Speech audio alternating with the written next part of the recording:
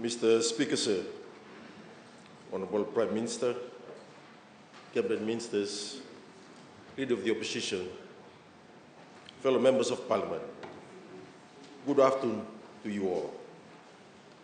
I take this opportunity to welcome all Fiji citizens joining us this afternoon, whether through television, radio, live streaming, on the Parliament website, or through social media platforms. Before I begin, Mr. Speaker, sir, may I offer my congratulations to Charlotte Eleanor Bikoto, the first, I would say, Lady Itoke CEO of Fiji Vodafone. She rises from the village of Lawaki, Nairai, from Yabusangalisau, Matangalione, a daughter of a school teacher. Before I begin with my budget, may I address this House, Mr. Speaker, sir, some of the issues raised by Honorable Nopoto.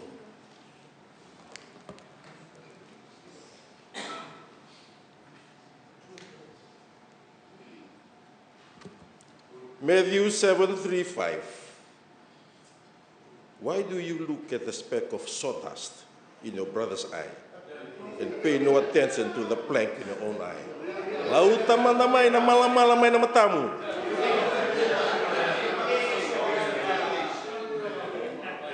Nopoto would agree, Honorable Nopoto, that he lost the election in 2014. I mean, how many votes? 400? 300? Mr. Speaker, sir, for the first time, and Brigadier Honorable Ruada, Leader of the Opposition, for the first time, for someone who has been finished from RFMF, stood for election, and then went back as commander. Whoa! That is outside norm. Never find in Australia, New Zealand, anywhere else. But we know the reason. We know the reason, because someone in the government wants to have some connection with the military. No? Speaker, I take offense at what he said. That is, Mr. Speaker, that is a personal attack, and I take offense at what he said. Honorable Nopoto, just... Order. You cite the standing orders you are putting forward. It hurts, eh? Yeah. Mr. Speaker, it hurts. They're calling us as putting our own people on the board. Speaker, it's sorry, I have this. It's standing order 74, Mr. Speaker. I take offense. That's a personal attack. That is just nothing. It's the personal attack.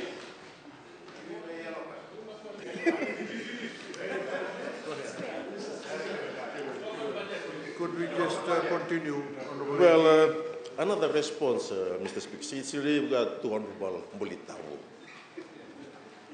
Mr. Speaker, sir, before I would like to briefly respond to Honorable Mulitawu's comments on Monday, which he reiterated yesterday.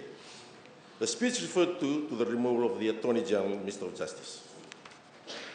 Honorable Mulitawu stated that the Honorable Prime Minister should remove me as the Attorney General, Minister of Justice, because I'm a threat to his leadership. He used to be in this party or somewhere, but then he moved there.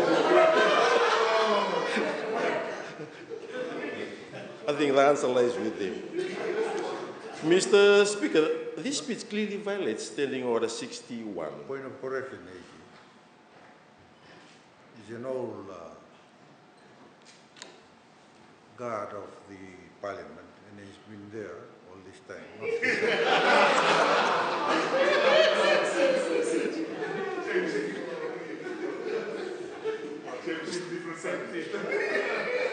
I hope he stays there and doesn't come back. He has to make a decision. Stay on the line. Yes, Standing Order 61, when speaking members must confine the observation to the budget under consideration. 62.1, when speaking to a member must not impute improper motives to any other member. So the speech serves to malign. Point of order, Reggie. I stand under Order 74, sir. I just want to correct the Honourable Attorney General. Standing Order 74. 74. The correction is, Order 61 says it's reference to judicial proceedings, Honourable Attorney General. My correction. So oversight. Well, it's basically, we all know the standing order, sir. If I may, this speech serves to malign, smear, and cast aspersion on the Attorney General. Order.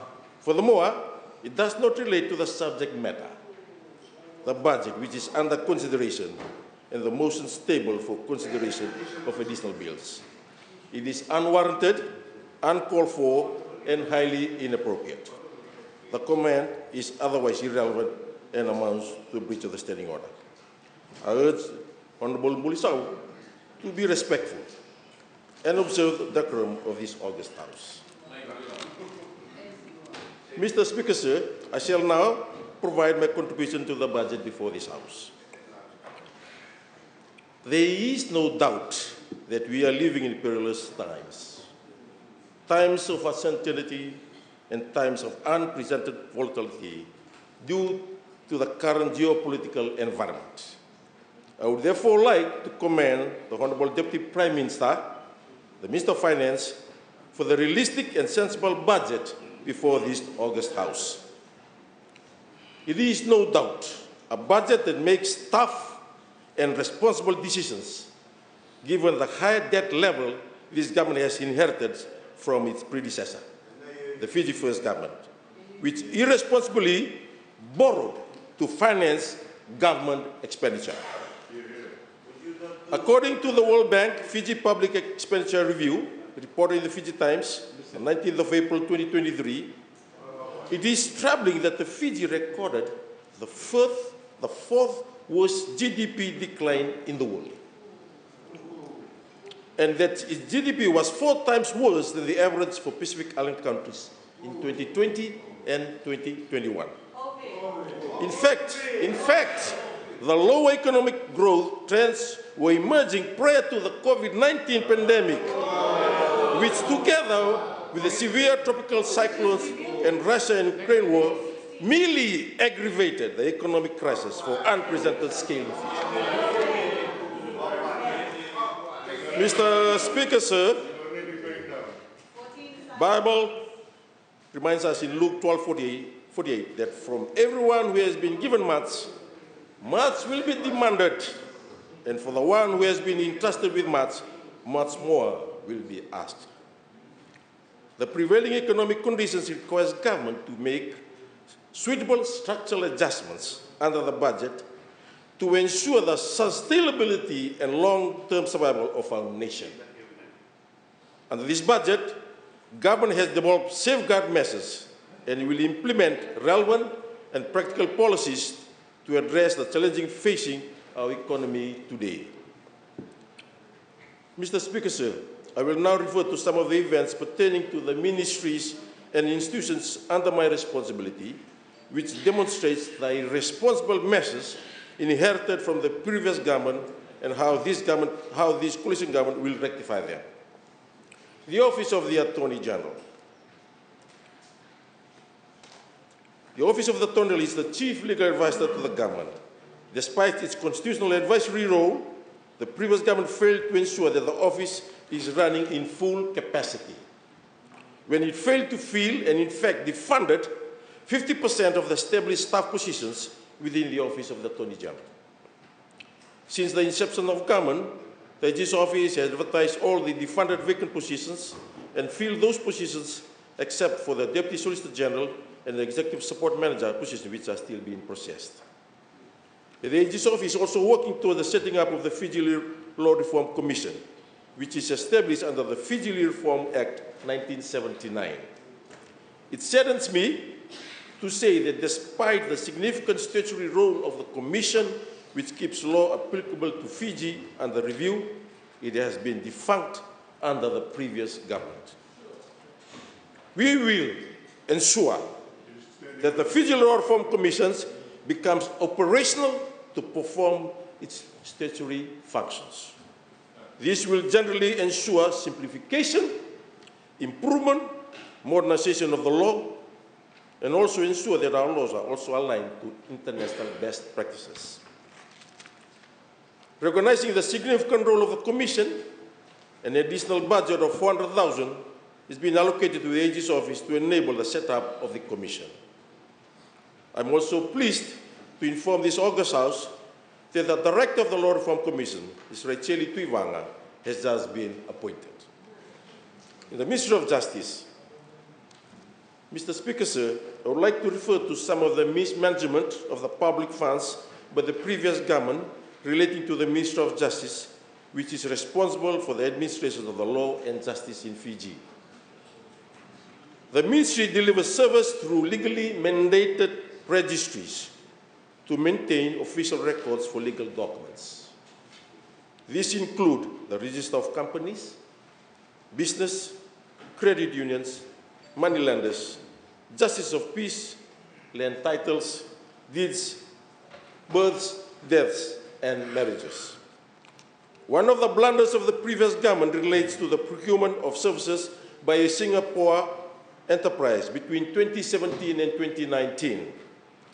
This company was engaged to undertake business processing review at USD 602,640. I'm told it's about 25 to 50 pages of study. Mr. Speaker, sir, it is worrisome that the previous government paid over $1 million Fijian without anything to show for it. This will ultimately affect ease of doing business in Fiji, which affects promotion of investment. The previous government also allocated $7 million in the 2021-22 budget and $2.6 million in the 22-23 budget for implementing of Fijian Vaccine Pass system to cater for Fiji citizens and permit holders who wish to travel abroad. This project has been abandoned, but the government had wasted public funds, including for procurement of relevant equipment such as scanners, computers, camera, the leasing of office space, and recruitment of staff. Under this government, the Ministry of Justice is working to digitalize the Office of the Registrar of Titles and increase staffing to improve service delivery. The digitalization project will improve and ensure safe record keeping and the ability to utilize records efficiently. The Ministry of Justice, in consultation with the Ministry of Trade and Communication, is also working to digitalize the registries for ease of doing business and potentially include issuance of hotel permits and construction permits in order to expedite registration of permits. The Judicial Department. Mr. Speaker, sir, I would like to briefly address some blunders relating to the judiciary by the former government. As we know, the judicial power and the authority of the state is vested in the judiciary. The Judicial Department is the administrative arm of the judiciary. It is comprised of a non-judicial officers employed in the judiciary. If I may just address one of the matters raised by Honorable Nopoto. As we came in, I told the government that we're going to follow the process. That means if someone is suspended, instead of summarily terminated, they will go through the process. We'll appoint tribunal, they hear their complaints, pay if so. That is the process we are taking.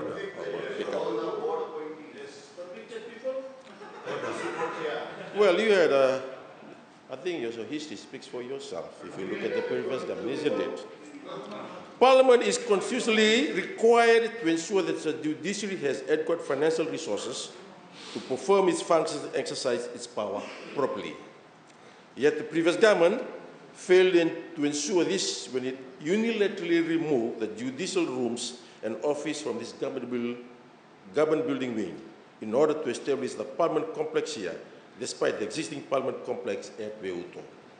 For the information of this August House, this Parliament complex used to accommodate the Supreme Court and the Court of Appeal rooms and the registries and members of the Magistrate Court and other administrative offices, particularly the IT and Assets Department. As a result of the restructure, the Judicial Department has spent over $4 million to date to lease another building, namely Kelton House, to house some of the administrative services of the judiciary.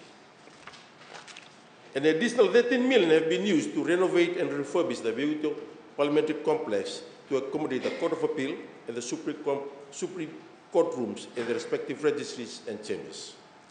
But under this government, we will ensure that the judicial department, which is the administrative arm of the judiciary, is adequately resourced to ensure the proper and efficient operation running of the judiciary. Accordingly, the budget provides an additional budget of $3 million compared to the last financial year to the judiciary, which should cater for the necessary appointments of improved service delivery. Justice must not only be done, but must also be seen to be done. And the Fiji Corrections Service, it plays a crucial role in the administration of criminal justice system. Corrections, formerly called the Fiji Prison Service, continues in existence under the Corrections Service Act 2006. Corrections is mandated to treat prisoners humanely, aid in their rehabilitation, and prepare them for the productive, law-abiding lives once they are free. Regrettably, Mr. Speaker, sir, the previous government failed to ensure that the correction filled all its established positions to effectively fulfill its mandate. In fact, under the 2020 and 21 national budget funding, 84 positions for corrections were defunded. Unfortunately, this wrong was not corrected after COVID-19. As a result, correction has been requesting for requirements of funds to cater for the salaries of some 84 positions which need to be filled to function properly. This may also affect planned capital projects, namely the construction of the Supervisor Northern Division Office, which was earmarked under the previous budget. Mr. Speaker, sir, the government is taking a progressive approach to ensure budget availability for corrections so that it may fund its 84 positions. Government has accordingly agreed to fund 30 out of the 84 positions from this budget. To date, correction has been able to fill 946 out of the 963 established positions. Also, it's regrettable that correction has been requesting for funding of their database under the previous government. The database is intended to store important information regarding inmates, such as their personal details, the history, particularly of the conviction and sentence, whether they have attended any rehabilitation programs. The database will also store information of recidivists or reoffenders. These are important information that allows corrections to make relevant determinations pertaining to inmates, such as the eligibility for parole. This budget provides a funding of $180,000 for establishment of the database.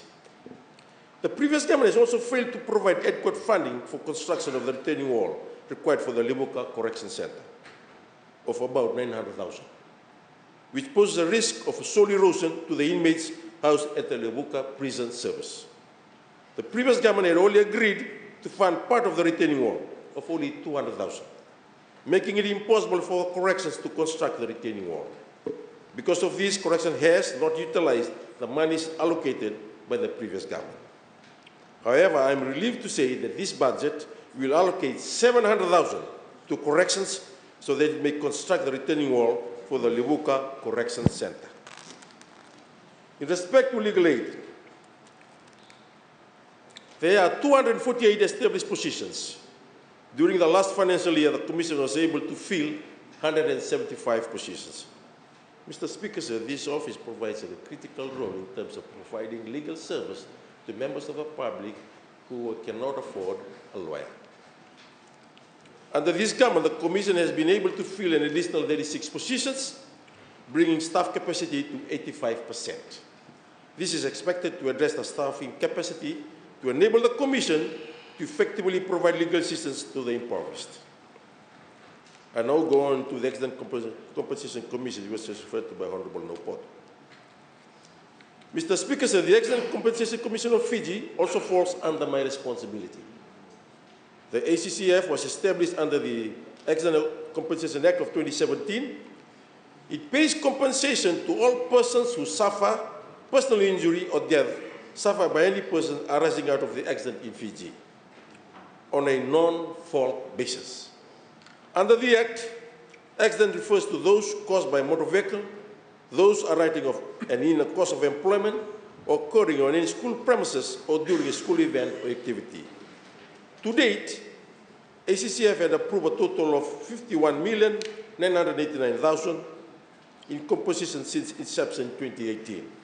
This is based on 2,585 approved applications received, that is 2,291 applications for injury and 294 applications for death.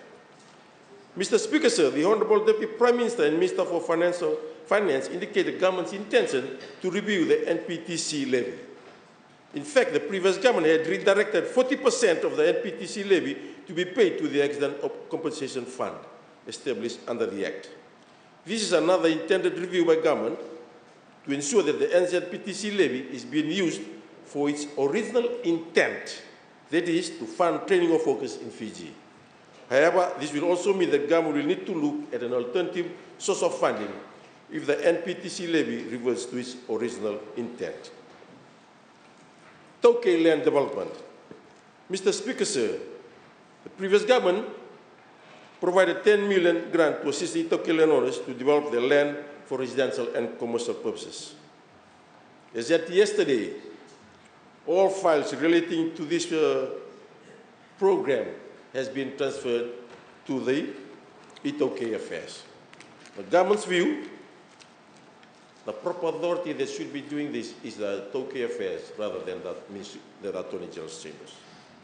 Under this grant, 10 subdivisions projects have been approved, out of the 3 which projects have been completed with leases handed over to their respective landowners in 2022. The remaining 7 projects are still in progress, which shows the delay in processing of the application and issuance of titles. One thing strikes me, Mr. Speaker, sir. It appears that there were selective clients of this project, and it overlooked the people of Subobo, the people who give their land, the people of Tamabo, the people of Kalambu. That's the reason why this project has been shifted to Tokay, so they can deal with it in a more fair manner. The total cost of development of land under the project is about 23.6 million, out of which 7.9 million have been paid. This means that government will need to pay another 15.6 million for completion of the entire project. According to our records, the grant was also used to assist the loan repayment on behalf of the Matangali Tongan Rabu Tailio. The coalition government has agreed to continue with the project through the Ministry of Itaukei as the relevant ministry dealing with matters affecting Itaukei people. This will also ensure that the proper awareness of the project is carried out so that Itaukei people can take advantage of the opportunity to develop and obtain proper leases title for their land. Mr. Speaker, sir, I would like to highlight some of the law reviews that have been endorsed by Cabinet, which we will consult the public on. This government has recently conducted consultation on the Child Justice Bill, the Child Care and Protection Bill. In fact, the previous government has approved the review of the Juvenile Act 1973 and the Child Welfare Act 2010 review after 10 years ago, over 10 years ago. That eventuated in the draft bills of the Child Justice and Child Care and Protection, for which were dominant under the previous government. As such, our people have been denied the potential benefits of those bills for over 10 years. To rectify this, the government has conducted several consultations on the 2 draft child-related bills. I'm informed that there are future plans to conduct another round of consultations with stakeholders and the wider community before the draft bills are finalized and submitted to Cabinet.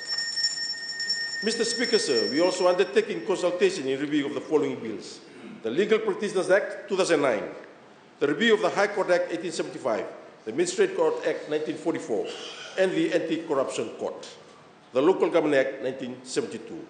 There are also plans to review and replace the Surfing Areas 2010. Mr. Speaker, sir, the Cabinet has also endorsed the review of the Statistics Act 1961, Audit Act 1969, Forest Act 1992, Fisheries Act 1941, and its policies, Mahogany Industry Development Act 2010, Drainage Act 1961, High Salaries Act 2011, Civil Service Regulation 99, and all Itaukei-related laws.